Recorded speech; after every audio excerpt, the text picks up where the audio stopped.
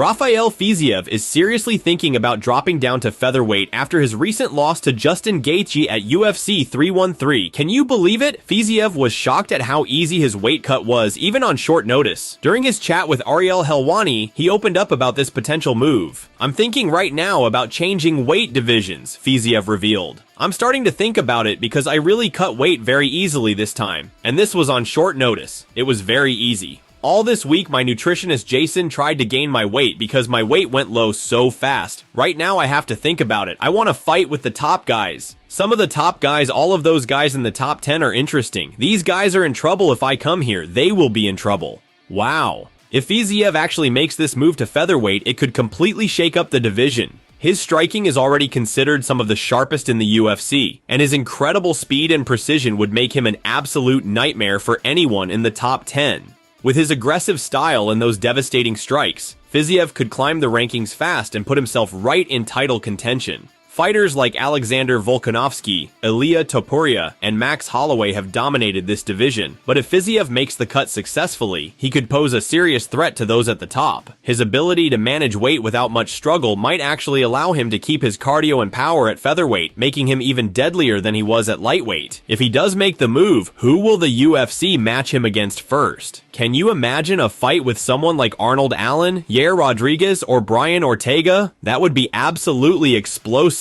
One thing's for sure, if Fiziev moves down, the featherweight division is about to get a whole lot more dangerous. Moving on to our next big story, Daniel Cormier has serious doubts about Alex Pereira's ability to move up to heavyweight after watching Magomed Ankalaev dominate him at UFC 313. Remember, before the fight, Dana White had publicly stated that if Pereira won against Ankalaev, he'd move up to challenge the winner of John Jones versus Tom Aspinall for the heavyweight championship. But after seeing Pereira's performance, DC just isn't convinced. On his show, Good Guy, Bad Guy, Cormier broke down his concerns. "When we watched Saturday and we watched him and Ankalaev fight, I think he's kind of maxed out at the weight he can go up. I don't think he's strong enough to go with anyone bigger because the amount of pressure that Ankalaev was able to generate without the danger coming back at him like we expected, those heavyweights would just kind of walk right through what he was throwing at them." Cormier did emphasize that whatever Pereira does next will absolutely be for a world title, but he doesn't see the Brazilian jumping up to heavyweight anytime soon. "One thing we can all agree on is that whatever Pereira does next will be for a world title," he continued. But he's talking about UFC middleweight champion Dricus du Plessis. That's not going to happen. I'm talking about Tom Aspinall.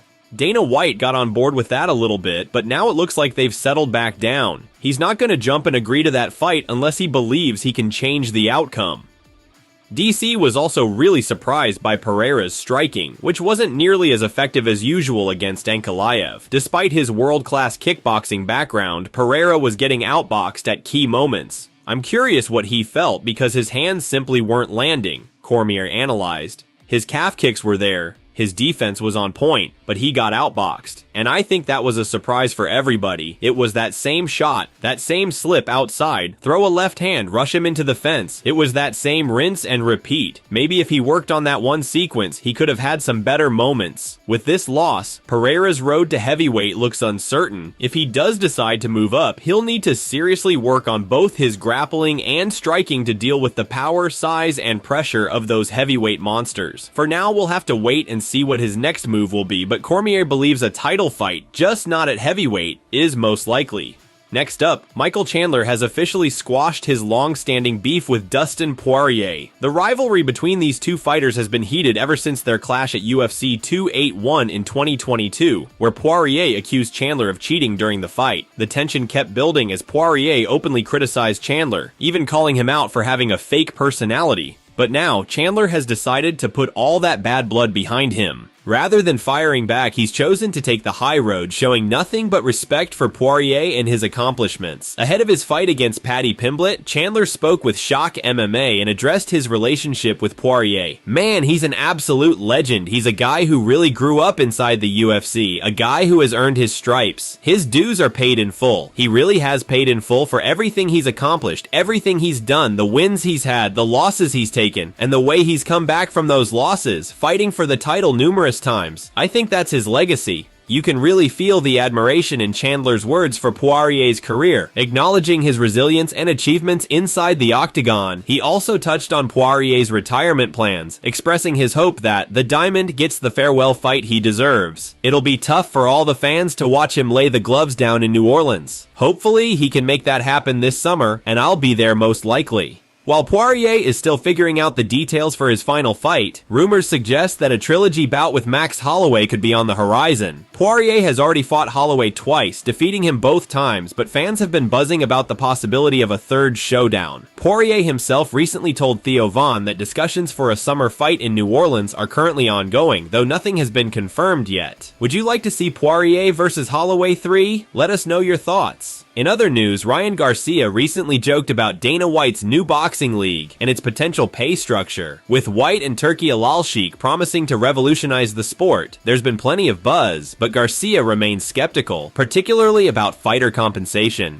During an interview with Theo Von, Garcia was asked for his thoughts on Dana White entering boxing and couldn't resist taking a playful jab at the UFC's controversial fighter pay model. What do you make of Dana White entering the world of boxing and teaming up with Turki Al-Sheikh? Yeah, I mean, if they pay like the UFC though, we might not like it.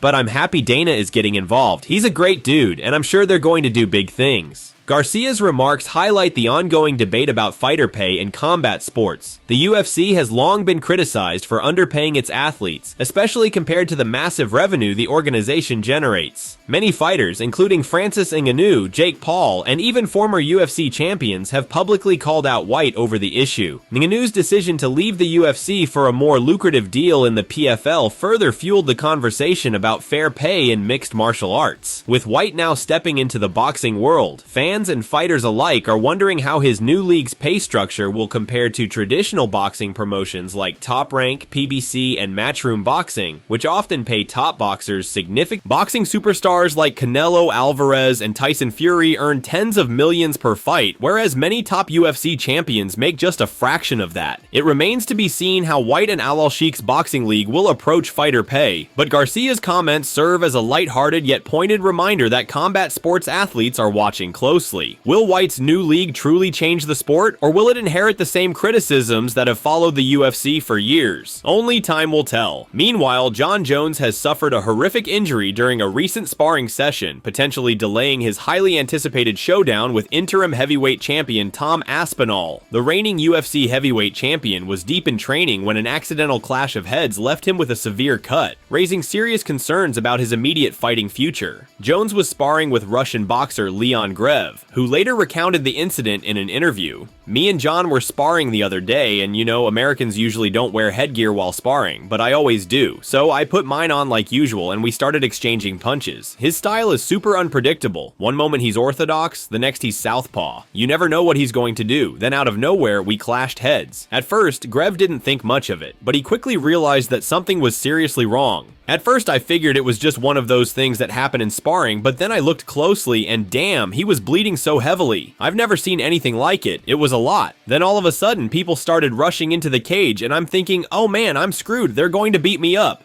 But then things calmed down. The severity of Jones's injury remains unclear, but speculation is already mounting about how this could impact his future plans. Before the injury, Jones was tentatively scheduled to defend his title against Aspinall in summer 2025, a fight that fans and analysts have been eagerly awaiting. With Francis Ngannou no longer in the UFC and Stipe Miocic nearing the end of his career, the Jones vs. Aspinall matchup has been viewed as one of the most important heavyweight fights in recent UFC history. This injury raises concerns about whether Jones will be able to recover in time, or if the UFC will have to adjust their plans. Given Jones's history of lengthy layoffs due to injuries and suspensions, fans are hoping this setback won't keep him sidelined for too long. The UFC has yet to release an official statement regarding the incident, but fight fans around the world are anxiously waiting for updates on Jones's condition and whether his fight with Aspinall will go forward as planned.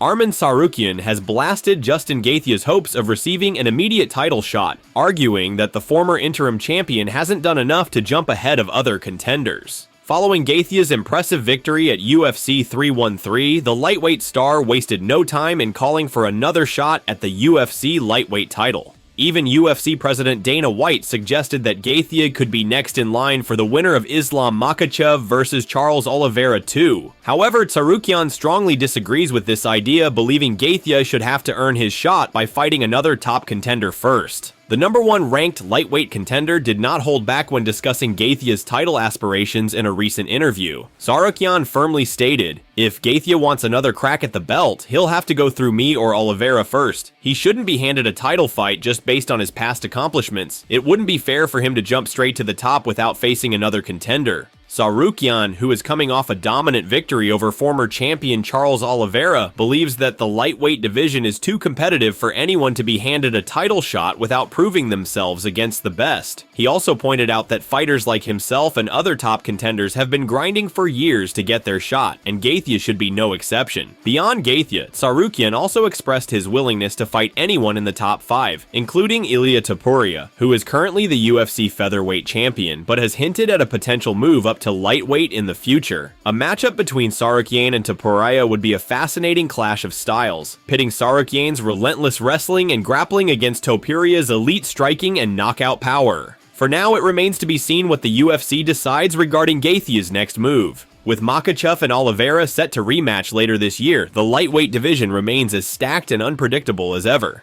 Tsarukyan or Oliveira first. Finally, Dana White and the UFC have been accused of scamming fans during the main event of UFC 313 between Alex Pereira and Magomed Ankalaev. Many fans were outraged when the UFC displayed unofficial stats near the end of round 5 that showed Pereira landing 76 significant strikes compared to Ankalaev's 64. The commentary team also emphasized that Pereira was the underdog, encouraging fans to place bets on the fight. However, when the official stats were released, they revealed a significant discrepancy. Ankalaev had actually landed 94 significant strikes, a difference of 30 from the unofficial stats, while Pereira's count only increased by 5. Fans took to social media to express their frustration, with many accusing the UFC of misleading casual viewers to boost betting activity. One user on TikTok said, "This was one of the most disgusting things I've ever seen happen during a UFC main event." They showed completely false statistics to make it seem like Pereira was outstriking Ankalaev, and then they emphasized that you could still bet on the fight after it was over. It's clear they were preying on casual fans who don't understand how the scoring system works. While the UFC has not officially responded to these allegations, the controversy has sparked a heated debate within the MMA community.